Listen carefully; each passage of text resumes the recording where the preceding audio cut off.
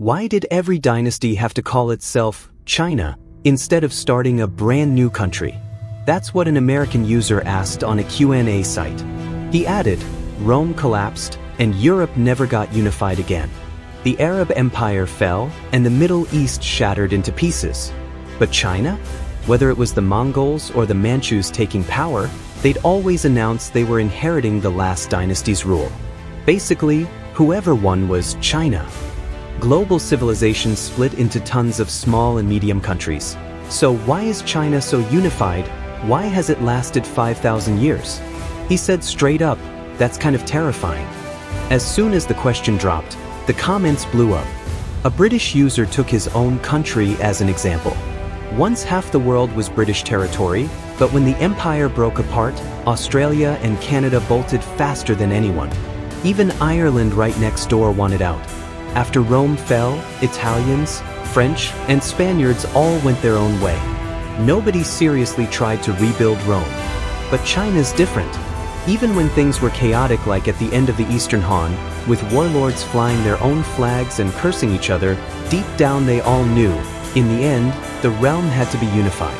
That's not just continuity of a state, it's making unification the default ending.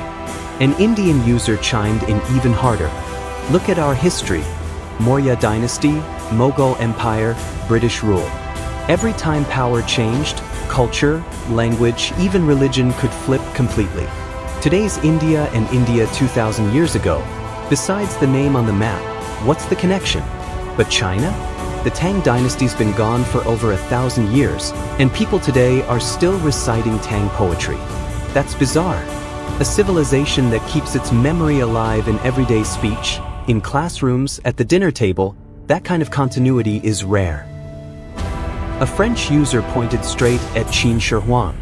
After he unified the 6 states, the toughest thing he did wasn't building the Great Wall, it was making writing the same and standardizing transport.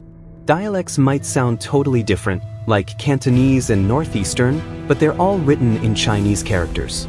That pulled people together culturally. From that moment, China wasn't just a place, it was a civilizational identity. So later, when the Mongols took down the Southern Song, by European logic they could have just cut ties and renamed everything. But Kublai Khan didn't. He kept the system, compiled the song history, honored the ancestors, and recognized the song as orthodox. Because the China brand was too valuable. Whoever held it became the authority of that civilizational order. European conquerors were more about grabbing land and money. Chinese dynasties fought to grab the orthodox card. A Japanese user added another point. Foreign regimes didn't suddenly fall in love with China. They had no choice. On this land, you couldn't rule just by force. If you didn't take over the orthodox narrative, you were just an occupier. But once you said, I inherited the last dynasty, and adopted its rituals, bureaucracy, and history books, governing got way cheaper and opposition dropped. Put simply, conquering is easy, ruling is hard. To rule in China, you first had to say, I am China. Finally, a Chinese user commented. He said he could smell a bit of jealousy in that question. But he admitted, in a way, it hits the mark. The rule in China is, first confirm the last dynasty's legitimacy, then prove you're its rightful successor. Li Shimin's lineage in the Tang was complicated, but once he took power he still recognized Laozi as his ancestor. The Yuan was founded by Mongols, but when Zhu Yuanzhang from the Han people overthrew them, he still acknowledged the Yuan as orthodox. Kangxi even went to Nanjing to worship the Ming Shaoling mausoleum, loudly declaring, I'm here to inherit the Ming, not to tear it down. And when it comes to orthodoxy, you can't skip Qin Shi Huang's imperial seal, mandated by heaven, may it last forever. Who wouldn't be moved by those words? That kind of legitimacy, backed by heaven, blood, and tradition, is something Europe couldn't replicate. Northeasterners and Cantonese differ hugely in dialect and food. By European standards, they'd be 2 separate nations. But in China, even with 56 ethnic groups and bigger differences, people still firmly identify as Chinese.